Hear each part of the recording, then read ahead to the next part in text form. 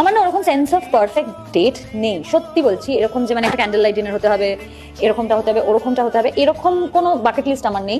আমি আমি I like being surprised and I love being surprised actually. So একটা ছোট্ট গোলাপ ফুলও can make me very happy. আর মোস্ট আনএক্সপেক্টেড মোমেন্টে আমার ওইটা খুব ভালো লাগে, যেটা ধরো আমি খুব খারাপ একটা সময়ের মধ্যে দিয়ে যাচ্ছি, সেই সময় যদি কেউ একটা রেকগনাইজ করে সেটা একটা এক মুহূর্তের জন্য সেই সময়টা ভালো করে দেয়, সেইটা আমার জন্য খুব ইম্পর্টেন্ট।